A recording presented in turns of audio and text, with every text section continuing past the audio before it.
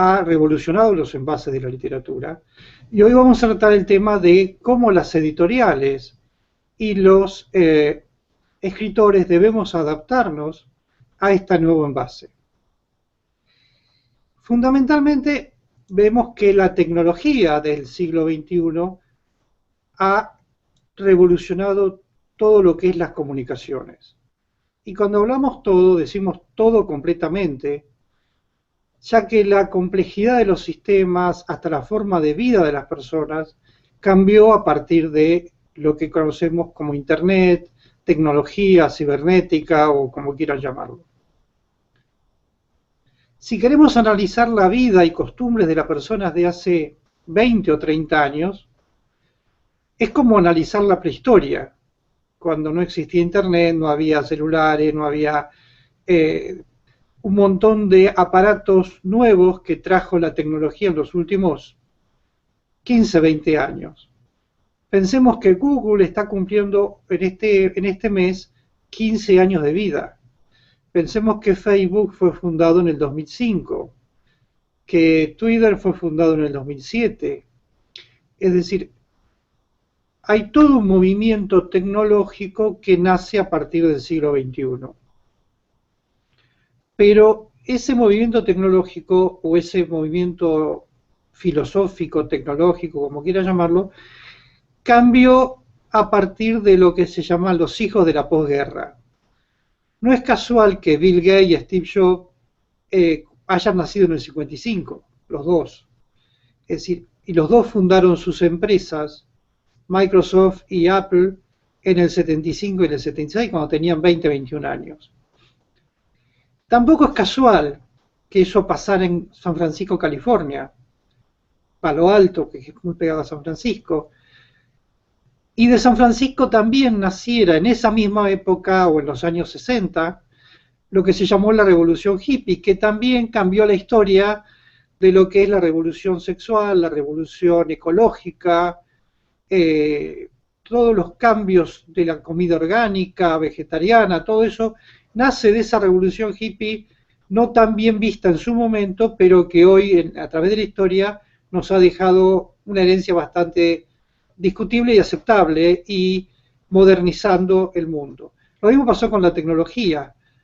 Aquellos jóvenes de los años 70 ven cómo hoy sus hijos o sus nietos están pegados a una computadora que ellos mismos crearon, pegados a redes sociales, pegados a textos telefónicos, pegados a un montón de productos que se fueron creados por esos jóvenes que nacieron a partir de los 50 con toda una revolución tras sí. Muchos presagiaban que el siglo XXI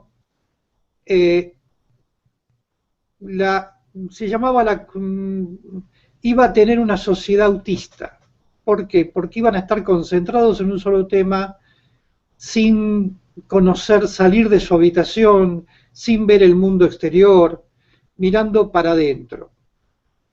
La realidad es que la generación actual, esos supuestos autistas, hoy son opinólogos, participan en redes sociales,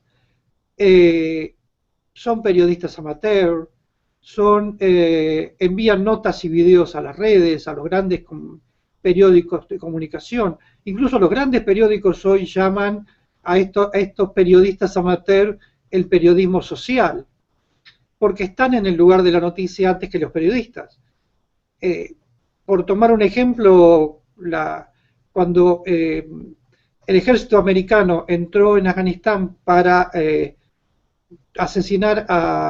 para matar a Osama Bin Laden, la noticia que la tuvimos por un médico que vivía 2 cuadras cerca, a 2 bloques cerca de donde vivía Bin Laden. Entonces, él fue el primero que tuiteó: algo está pasando porque están bajando helicópteros cerca de casa.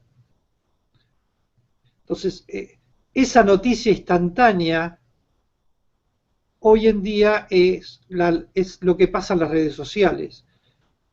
La gente se comunica por Facebook, se comunica por Google, se comunica por Hangouts, se comunica por Skype, se comunica con 140 caracteres o más por Twitter. Es decir, el mundo cambió por completo. Entonces la pregunta para los escritores o para aquellos que estamos tratando de ver qué pasa con la literatura es qué lee la gente. Porque si todo es tan rápido, si todo es tan ágil, si todo cambia tan a velocidad de la luz, ¿qué le gustaría, qué podríamos escribir para poder entrar en el mercado de la gente? Tomando en cuenta que hoy el mercado no es la vecindad ni la ciudad, hoy el mercado está compuesto de 5.000 millones de personas que tienen de alguna manera llegada a Internet. No quiere decir que todos tengan Internet ni todos tengan una computadora en la casa, pero se calcula entre 4 y 5.000 millones de personas en el mundo que de alguna manera pueden llegar a Internet.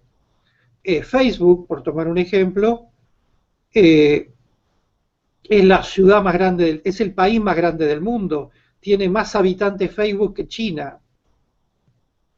Entonces, si lo tomamos como, digamos que Mark Zuckerberg sería el líder de una comunidad más grande del mundo. Y eso es muy importante hoy en día. Y esa interacción es lo que está creando toda la revolución actual. Entonces, cuando pensamos qué es lo que lee la gente,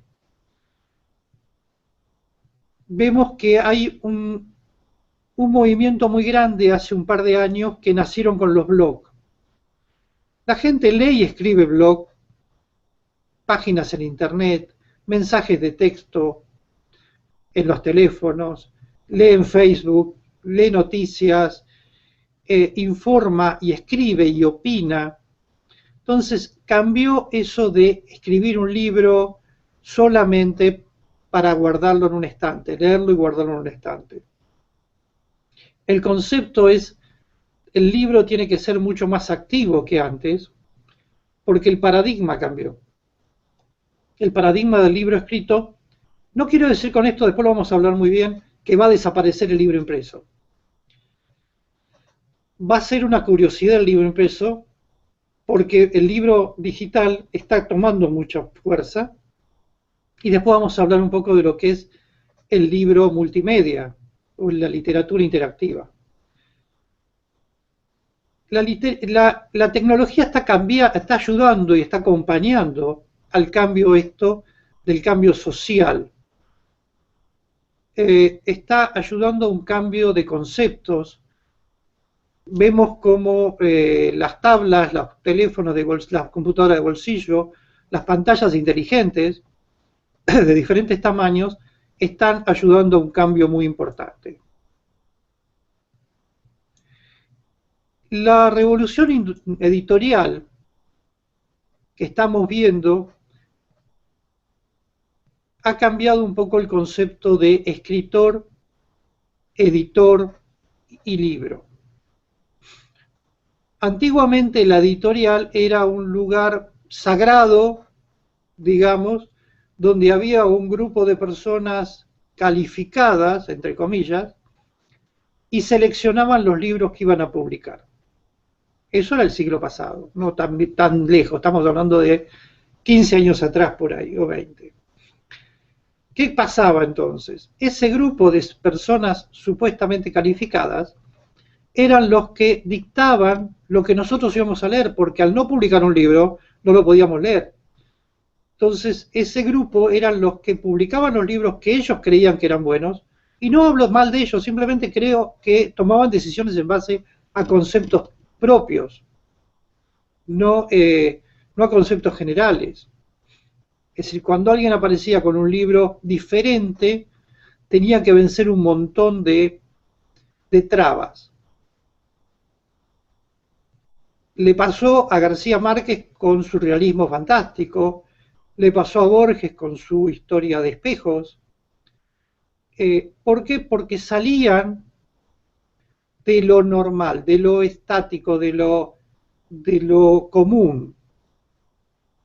Las revoluciones literarias rompieron maquetas anteriores, y esta lo que está haciendo ahora es rompiendo totalmente la estructura anterior. ¿Qué quiere decir? Que hoy se publica todo lo que la gente escribe. Ahí entramos en una discusión que muchas veces me ha pasado, que la gente me decía, pero ustedes publican todo, lo bueno y lo malo. Entonces la pregunta es, ¿qué es bueno y qué es malo? Si alguien cree que escribir determinado tema o determinada forma de escribir es buena, es porque hay un montón de gente que piensa como él. Ya no, la literatura no es elitista, no es para aquel que ha pasado por la universidad o ha estudiado filología y puede escribir un libro. Hoy cualquiera que tenga una historia para escribir la puede escribir y creo que la debe escribir, porque hay infinidad, hay cientos de miles de personas que quieren leer eso. Y ese es el cambio que provocó. Ya no hay un comité que dictamina qué es lo que vamos a tener que leer o cómo lo vamos a tener que leer o por qué lo tenemos que leer. Hay infinidad de escritores que han fallecido con el tiempo y han dejado manuscritos que terminaron en los cajones o perdidos, que nunca vamos a conocer. Hoy la posibilidad que da la nueva literatura, la nueva editorial, los nuevos sistemas, es exactamente eso. Un cambio total en el concepto de qué se puede leer y qué no, y qué se puede imprimir o escribir o qué no, y qué se puede editar y qué no. Están surgiendo, y por supuesto, gracias a eso, millones de libros, nuevos todos los años. No quiere decir que todos sean buenos, pero sí la variedad está en eso, en poder buscar lo que uno cree, lo que uno le gusta. Y ese es el cambio más revolucionario que tenemos en el siglo XXI. Todo el mundo puede escribir un libro.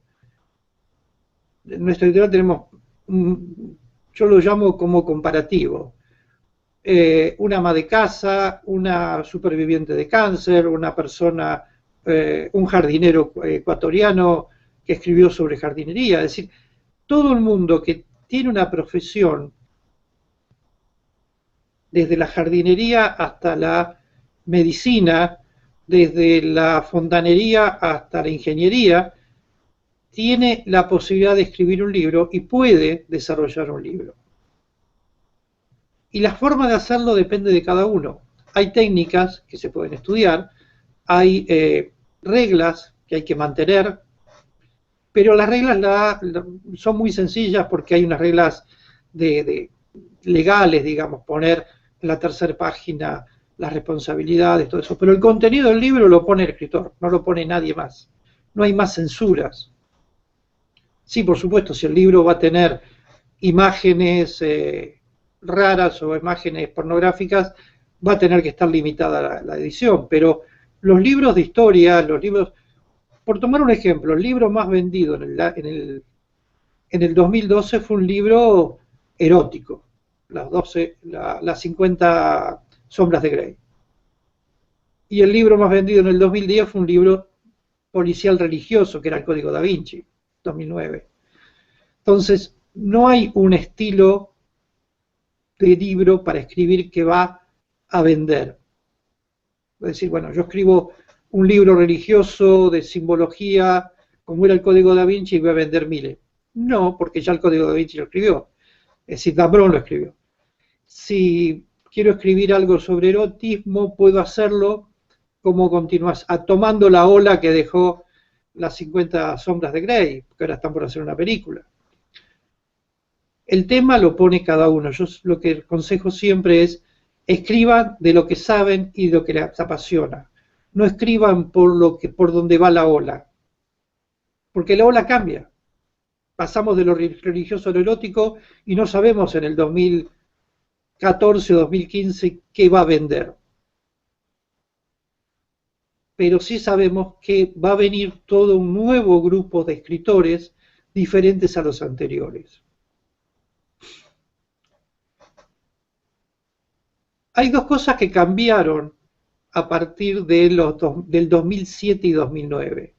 Estamos volviendo a hablar de 6 a 5 años, 4 años de antigüedad, es decir, Todo esto está cambiando a una velocidad rapidísima.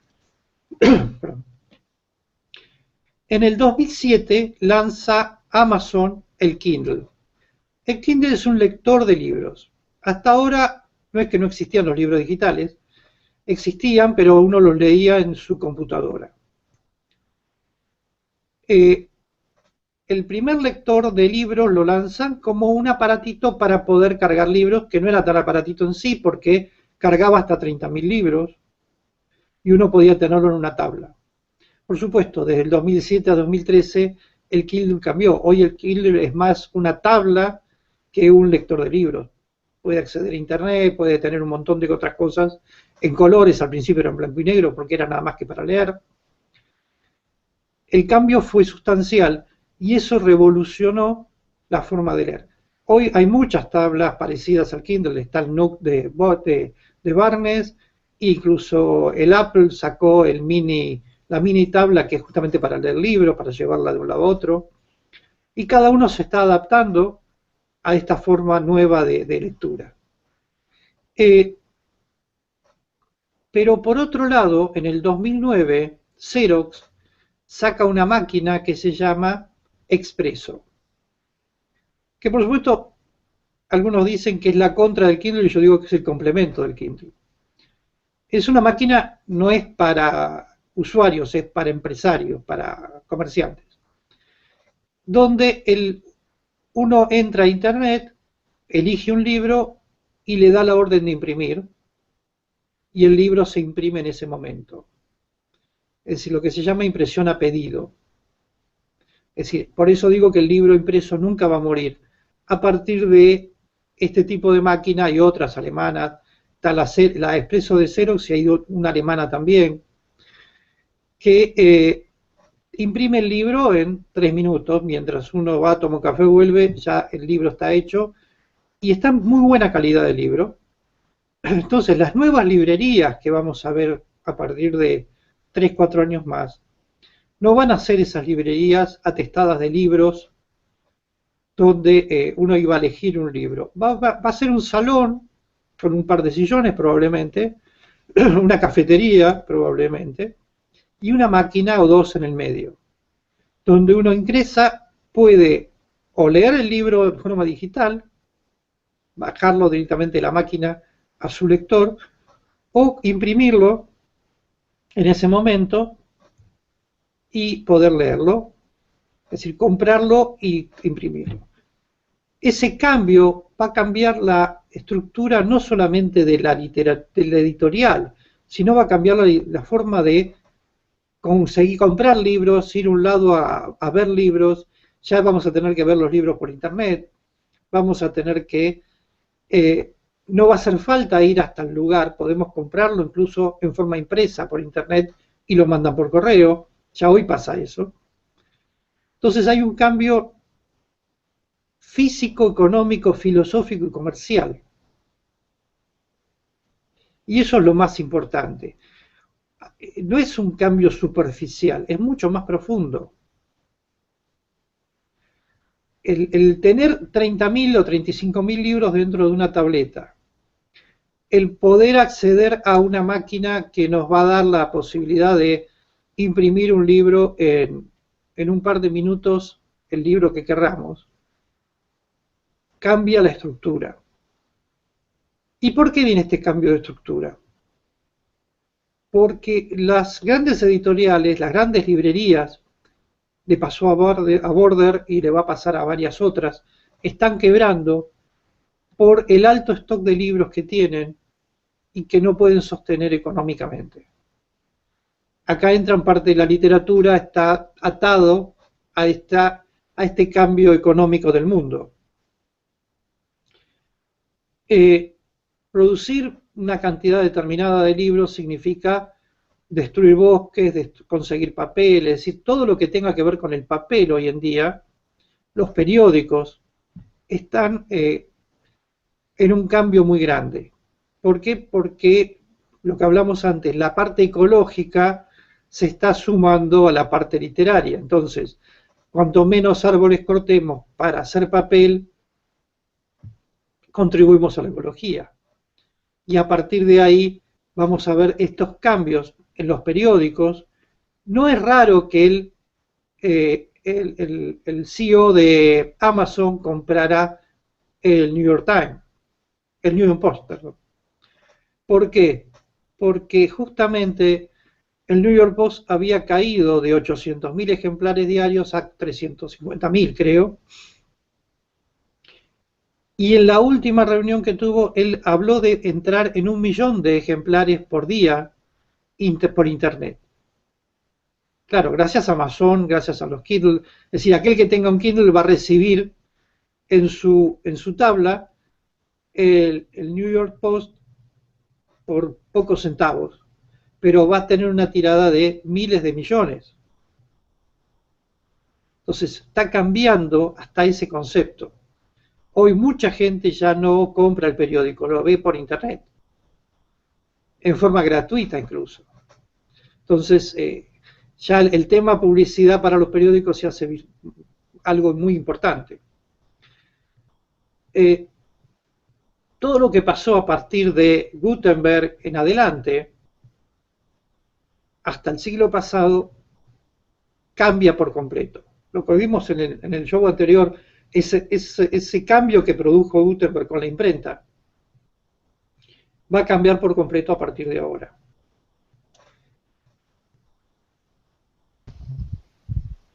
Hay varios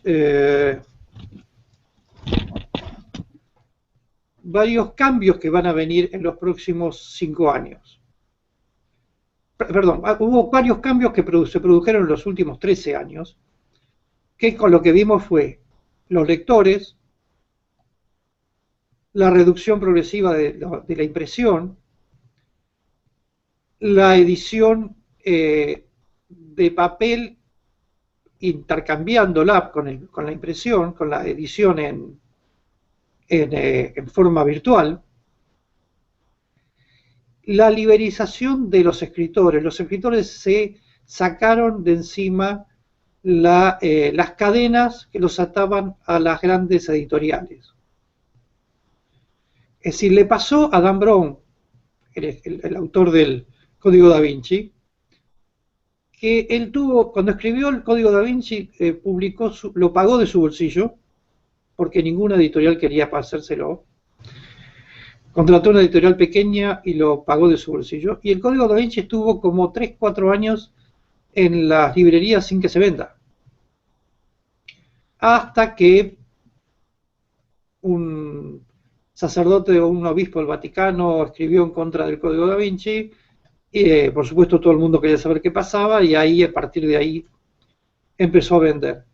Pero a partir de ahí, las grandes editoriales se asociaron con Dan Brown para vender el Código Da Vinci. Es decir, Dan Brown no fue a las editoriales vinieron a él porque ya era un éxito.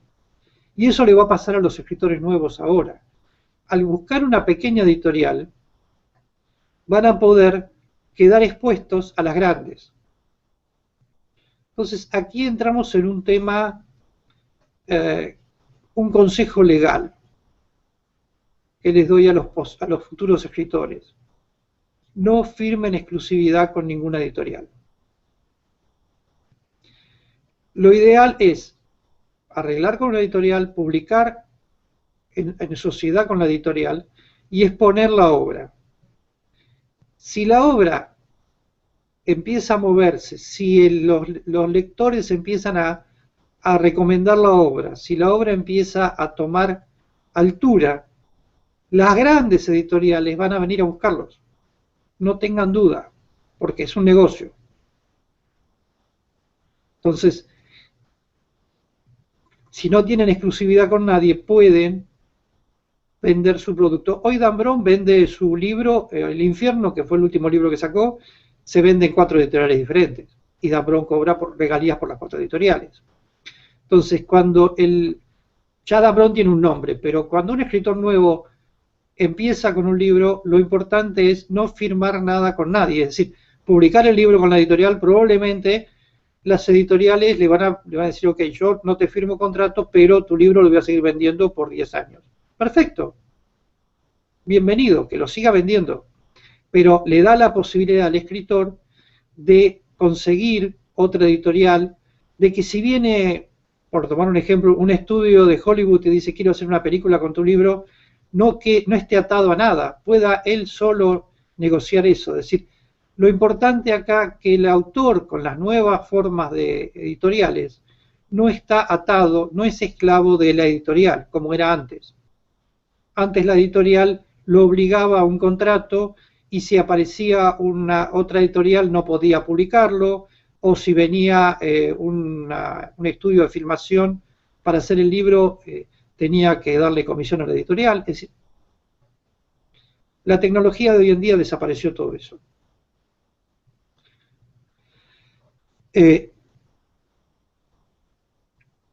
Por supuesto, están a la espera las grandes editoriales de lo que pasa con esto. Es decir, las grandes editoriales están estudiando el mercado y van viendo quién vende y quién no vende. Y a partir de ahí empezar a buscar proyecciones propias. ¿Qué va a pasar en los próximos 7 años, de acá al 2020? Yo creo que va a venir las grandes editoriales que, como grandes elefantes que son, les cuesta mucho moverse, van a empezar ya, y ya están empezando a armar su negocio virtual.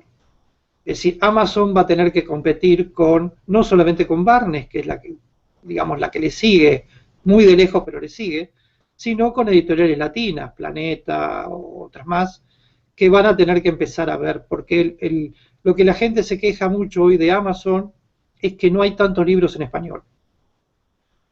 Entonces la idea es empezar a poner libros en español en Amazon, pero también supongo que van a empezar a crearse sitios de editoriales muy grandes con títulos en español, porque pensemos que hay 500 millones de personas en el mundo que hablan español y que tienen acceso a Internet.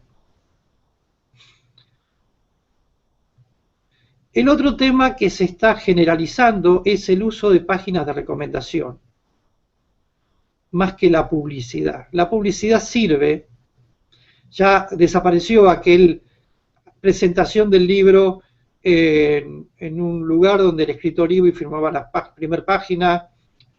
Digamos que eso va a seguir estando en algunas ciudades, pero no tanto. Pero sí están las páginas de recomendación. Cuanto más recomendación tenga un libro en Internet, más movimiento va a tener. Y eso sí es muy importante. No solamente historias o novelas, pueden ser tesis, pueden ser lo que quiera, la gente recomienda y se va recomendando uno a otro.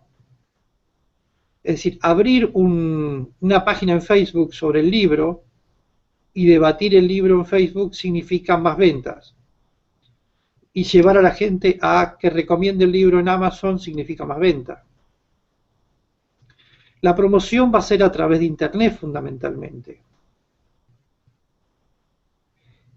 Otras cosas que va a empezar a cambiar. Pensemos que el mundo de hoy se está moviendo. Google factura miles de millones de dólares por publicidad. Es decir, una vez lo explicamos para que tengamos idea. Facebook es una red social donde la gente va a socializar. Google es una red de consulta donde la gente consulta cosas. Y Amazon es un mercado, es una red de negocios donde la gente compra. Por eso que Amazon, a pesar de tener menos visitas que Google o que Facebook, factura el triple. ¿Por qué? Porque la gente va a comprar. En cambio en Google la gente va a consultar. Entonces, ¿de qué vive Google? De publicidad. ¿De qué vive Facebook? De publicidad. Entonces, hoy el negocio de la publicidad es muy importante. Y ese negocio de la publicidad se va a incorporar de a poco, en los próximos años, a la literatura. ¿Qué quiere decir? Libros patrocinados, libros con publicidad, libros que inserten publicidad dentro. Y lo que están surgiendo y que estamos ahora trabajando en un ensayo muy importante, que es parte de este show, es el libro multimedia. ¿Por qué? Porque el objetivo del siglo XXI es la comunicación. Entonces, cuando hablamos de multimedia, hablamos de imagen, sonido, visión, escribir, todo lo que tenga que ver con los medios de comunicación se va a meter dentro del libro. La gente no solamente va a comprar un libro para leerlo, sino va a comprar un libro para verlo, va a comprar un libro para escucharlo. Y en eso se está transformando el libro hoy en día. Ese cambio tan importante que es el libro multimedia, lo vamos a ir viendo poco a poco.